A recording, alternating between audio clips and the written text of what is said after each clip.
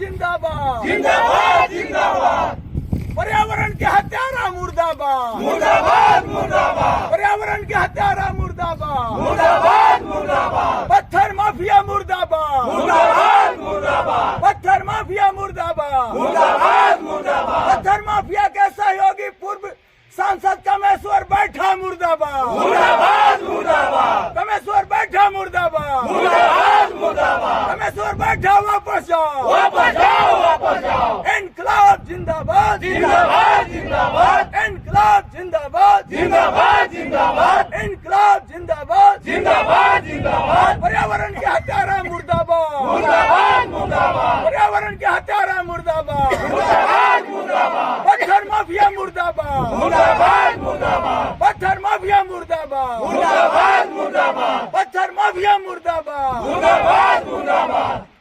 जिनसे व्यवस्था बना करके आज तक भी आज 5000 साल से ये लगातार जो है हमारा जो है वो आर्थिक सामाजिक राजनीतिक सभी तरीके से हमको जो है वो हमारा जो है हक अधिकार को लूट रहे हैं, छीन रहे हैं।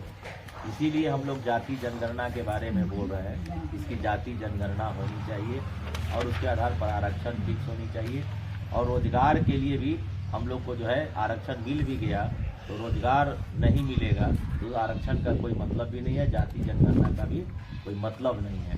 क्योंकि आरक्षण जो है एक समुद्र में जो है एक बूंद के बराबर है। वो जब तक जो है यहाँ सरकार जो है सभी चीज़ों का सरकारीकरण नहीं रहेगा, वो जो है सरकार के अधीन नहीं रहेगा, स्कूल अस्पताल उसके लिए जो है यूनिवर्सिटी, इसके लिए जो है रेल वेल सेल बैंक बीमा सरकार के अधीन नहीं रहेगा, वो नौकरी का उपाय नहीं है।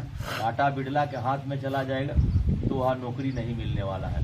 क्योंकि टाटा बिरला जब भी पूंजी लगाएंगे करोड़ों अरबों रुपया का तो वो मशीन लगाएंगे, मशीन लगा करके कोयला निकालेंगे, लोहा निकालेंगे, पत्थर निकालेंगे, तमाम चीज़ निकालेंगे और मशीन जो है उनको कमाएगी। सरकार को केवल वो रॉयल्टी के तौर पर बहुत नाम मात्र का हिस्सा जो है कुछ देते हैं, उसी को सरकार बोलती है। जो जिनकी भी सरकार हो वो लोग बोलता है कि नहीं टैक्स तो मिलता है ना, हमको देश को विकास की गति में ले जाना है, डेवलप करना है, दुनिया जैसे अमेरिका जर्मनी जापान जैसा बनाना है तो हमको तो टैक्स चाहिए ना। लेकिन तब है कि भाई वो टैक्स आप कितना लेते हो, बिजली उनका माफे कर देते हो, पानी उनका माफे कर देते हो, सड़क पुल पुलिया हमारा पैसा से बना देते हो, रोड ले जाने के लिए हमारे से बनाते हो, रेलवे लाइन जो ले जाना है कोयला निकाल के तो मेरा ही जमीन में बनाते हो, है ना। तो आखिर जो है उनको कितना सुविधा दोगे? सब दे करके इसके बावजूद भी बहुत मामूली जो है कि परसेंटेज तो ले ही लिया और उस परसेंटेज का पैसा हमारे विधायक MP MLA का मान लीजिए कि उनका जो है सांसद जब बनते हैं विधायक बनते हैं तो 2 लाख रुपया उनका जो है अनपढ़ गंवार भी रहते हैं, 5वां पास भी है, कोई विधायक बन गया है ना, कोई MP MLA बन गया उसका सैलरी जो है 3 लाख रुपया 3.5 लाख रुपया, यदि TA भाता बन गया तो 5 लाख रुपया, अलग से आवास मिल गया। तो हमारे कहने का मतलब है कि ये पैसा तो आप उसी में जनता में कितना पैसा खर्च करते हैं आप, जनता में खर्चा करने के लिए आपके पास क्या योजनाएं हैं वो। तो इसीलिए जब तक जो है उसमें रोजगार का साधन उपलब्ध नहीं कराया जाएगा तब तक जो है वो हमको लगता है कि इस आरक्षण का भी इसका कोई वजूद नहीं रहेगा। इसीलिए हम लोग को जाति जनगणना रोजगार का लड़कर ही उनको भगाया गया, जिसमें जो हमारे शहीद हुए उनके इतिहास को दबा दिया गया और जो लोग बिल्कुल ऊपरी तरीके से दलाली कर रहे थे उनके इतिहास को लेकर कर दिया गया कि 1857 जो था हमारे देश की आज़ादी की पहला लड़ाई था। ऐसा नहीं था। अगर 1857 पहला लड़ाई का शुरुआत था तो 1785 में तिलका माझी को भागलपुर बरगद के पेड़ में अंग्रेजों ने फांसी क्यों दिया? सवाल तो है, अंग्रेज क्यों उनको फांसी दिया 1785 में? इसका मतलब यहाँ के जो आदिवासी थे, जो मूलवासी थे, 1857 से पहले 1785 से पहले उनको दिक्कू कहकर, जमीन लुटेरा कहकर उनके खिलाफ लड़ रहे थे। और यही स्थिति था कि इस साउथ बिहार के अंदर में अंग्रेजों का बेस कैंप नहीं बैठ पा रहा था और इसीलिए रामगढ़ छावनी लानी पड़ी थी। यहाँ के आदिवासियों की लड़ाई को रोकने के लिए रामगढ़ में छावनी लानी गई थी, जो आज सिख रेजिमेंट वहाँ बैठा है और छावनी कहलाता है। जिस नीलांबर पीताम्बर की यहाँ के आप भी नहीं जानते हैं कि कहाँ जन्म हुआ, कहाँ फांसी हुई, कहाँ दफनाया गया, जिसको लेकर हम लोग 4 साल से खोज करते करते करते आज इस कुआं में दफनाया गया 3 डिसमिल कुआं को निकाल कर उसका कागज हासिल किए हैं हम लोग। अभी उनकी स्मारक पर वहाँ काम चल रहा है। 27-28 मार्च को वहाँ हम लोग उसका मेला लगाने जा रहे हैं। 1 एकड़ जमीन जहाँ शहीद पीपल का पेड़ है, किसी लाला जी ने उसको बंदोबस्त करा लिया है।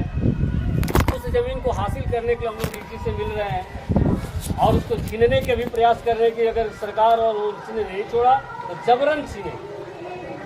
जो व्यक्ति इस देश के लिए, वो आदिवासी समाज के लिए नहीं, वो फांसी में चढ़े, इस देश के लिए, हमारे लिए, आपके लिए, सबके लिए, जो दोनों भाई अपने प्राणों का न्यौछावर किया, आज उसके नाम पर देश के हम उत्सव मना रहे हैं। लेकिन जो लोग इस देश के उत्सव का माध्यम बना, आज उसका शहादत स्थल नहीं है, उसका स्मारक नहीं है, उसकी जहाँ फांसी दी गई उस जगह का कोई मतलब नहीं है। उसके वंशज जो लोग कहला रहे हैं, मोत फहरा कर विधायक सांसद बन रहे हैं, उनको पता नहीं है।